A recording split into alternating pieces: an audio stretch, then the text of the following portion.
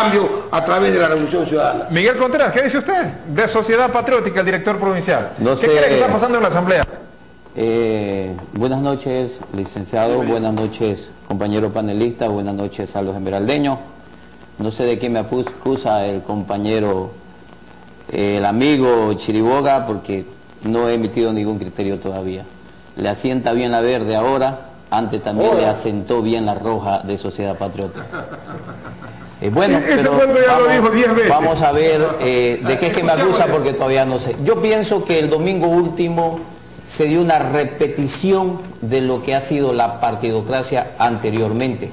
Y no solo una repetición, el Corcho Cordero y el gobierno le dieron clase de cómo se corrompe, de cómo está la entrega de los cargos públicos, de cómo prácticamente se compra la conciencia en la asamblea este domingo anterior.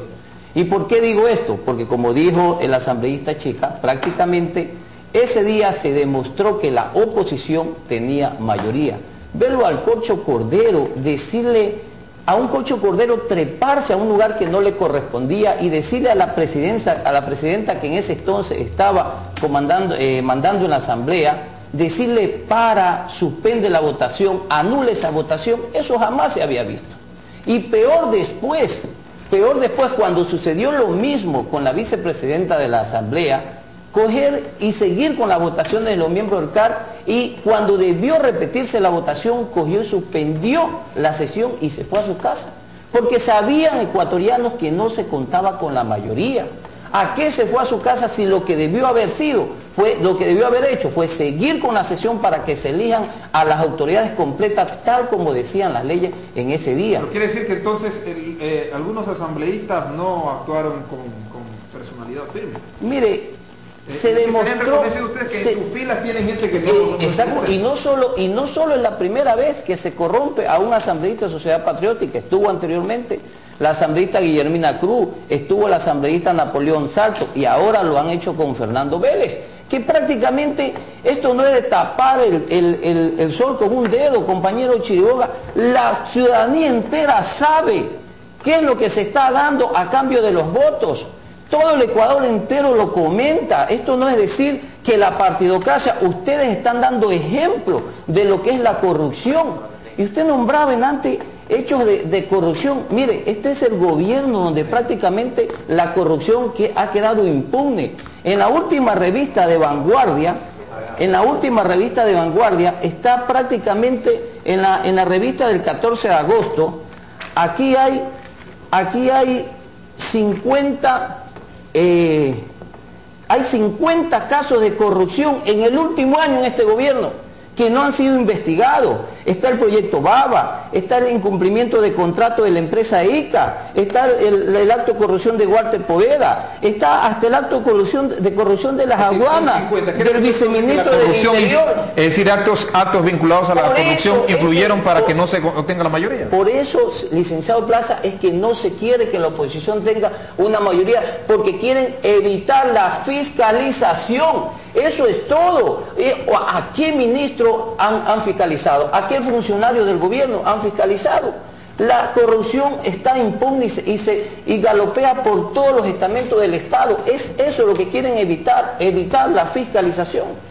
Doctor Gary Marini, mirando las cosas así, el oficialismo dice, o sea, Movimiento País niega que se hayan hecho este tipo de actos de la manera que se lo hacían antes. Ahora hablan de cabildeos políticos que se hacen en todas partes, pero la oposición dice que en realidad intentaron o compraron, aunque no se lo haya dicho frontalmente, a sus asambleístas. ¿Qué estaría pasando entonces?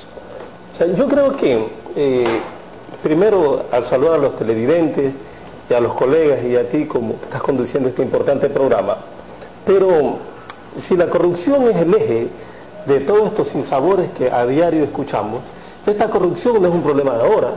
Este es un problema histórico que sin duda la acrecentaron y la hicieron llegar a su máxima expresión a los que se le llaman los partidocracia. Entonces esta es una herencia que tiene el presidente Correa. El error de él está en querer negar que hay problemas graves de corrupción, que no se le puede envirgar precisamente a ese gobierno, sino que son conductas que ha heredado este gobierno, fruto de la historia misma de lo que ha ocurrido en este país. Digo que los partidos tradicionales hicieron elevar a tan alto nivel la burocracia, perdón, la corrupción, que es un fenómeno omnipotente y usted lo encuentra en todos los renglones de la actividad humana en este país.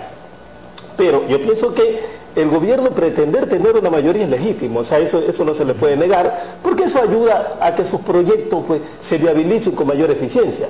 Pero el problema es que se mira a un solo lado. El problema está en la debilidad de aquello que se le llama oposición. Yo sigo creyendo que aquí no hay oposición en este país orgánicamente estructurada. Aquí hay asambleístas que hacen oposición, pero que precisamente esa debilidad y la falta de estructura sólida de ese sector que se llama oposición hace que sean permeables. Entonces la asamblea refleja como una instancia en donde la corrupción determina muchas cosas importantes y eso es deplorable. Pero insisto, eso no se le puede endilgar al gobierno actual, sino que es un problema hereditario. Ahora, que el presidente y su equipo rompan esa tradición, ese elemento propio de nuestra sociedad es bien complejo. De ahí que combina un poco con honestidad y un poco con manejos tradicionales, me parece eso totalmente legítimo. Y yo quiero continuar con usted para luego que opinen los que están vinculados directamente a los partidos políticos sobre lo siguiente. Pero me pareció poco democrático de Fernando Cordero al decir que convocaremos para elegir a los vicepresidentes cuando tengamos la mayoría. Es decir, si la oposición, o sea, la oposición nunca va a llegar entonces a elegir un vicepresidente, porque él convocará cuando tengan la mayoría, es decir, cuando todos estén a favor nuestro, convocaremos. Caso contrario, nunca se convocará. Sí, ahí pecó de ingenuo.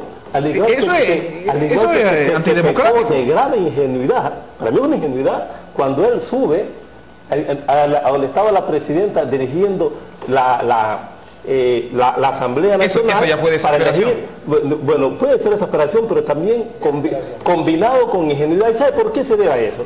Yo he venido sosteniendo que Movimiento País, Alianza País, es un movimiento nuevo, en donde se ha intentado nutrir de elementos también nuevos, generalmente. Pero y ocurre que le faltan líderes. Ese es el gran problema que tiene Alianza País y gente que pueda llevar adelante con criterio dirigencial los postulados de esa revolución ciudadana que habla el presidente Correa. Entonces, por ejemplo, se notó quien estaba dirigiendo la asamblea en ese momento, imberbe, ¿sí? No sabía qué hacer y no podía tomar iniciativas por sí propia, a tal punto que lo hace desesperar al Corcho Cordero y también luciendo con ingenuidad, llega y dice las cosas que dieron, que definitivamente están mal. Pero yo quisiera ser más honesto y también ser más equitativo. ¿Podrá esas cosas ponérselas en una balanza y decir que lo que hicieron antes es mejor que esos episodios desagradables? Vea, no le llegan ni a los pies. Es que me faltaron las pistolas y el cenicerazo. Pero ahora yo voy por el lado de ustedes, ya le vamos a dar la palabra también a Raúl. Es mirando esta parte del presidente de la Asamblea, no convocar hasta que no haya mayoría. Se puede interpretar como que en realidad, hey, cuidado o perdamos las dos vicepresidencias porque estos nos desbaratan el proyecto.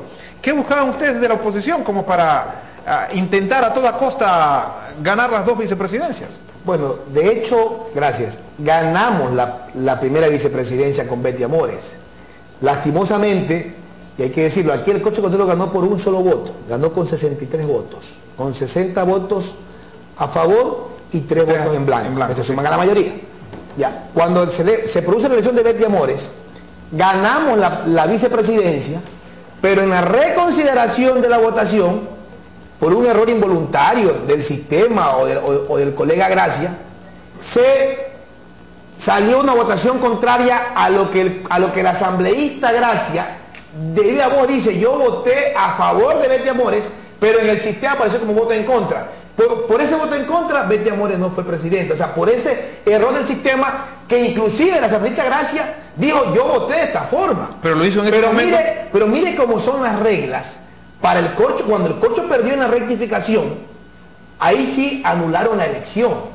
Y llamaron de nuevo y le pusieron 5 policías que lo cuiden a la asambleísta Vélez, para que nadie lo perturbe y que vote con el gobierno.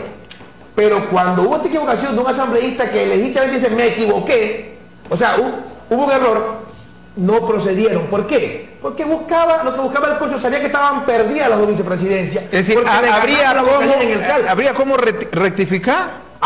Claro que había que rectificar. Podía llamar de nuevo a la votación. Sin embargo, para amarrar, para repartir la troncha, porque aquí no me venga, compañero Chiriboga, que este gobierno no amarra. Le voy a dar algunos ejemplos. El asambleísta Cadena, que de la izquierda democrática vota por país ahora. El asambleísta Cadena su hermana trabaja de cónsul en Colombia u otros países. La asambleísta Chernarda Fernández, de la fila de las 6. Su hermano trabaja en delegada portuaria de este gobierno. Este gobierno falso, gobierno corrupto. El asambleísta Vélez, hasta un día antes, estaba con la oposición. El asambleísta Cuji recibió su prefectura de su partido 10 millones días antes.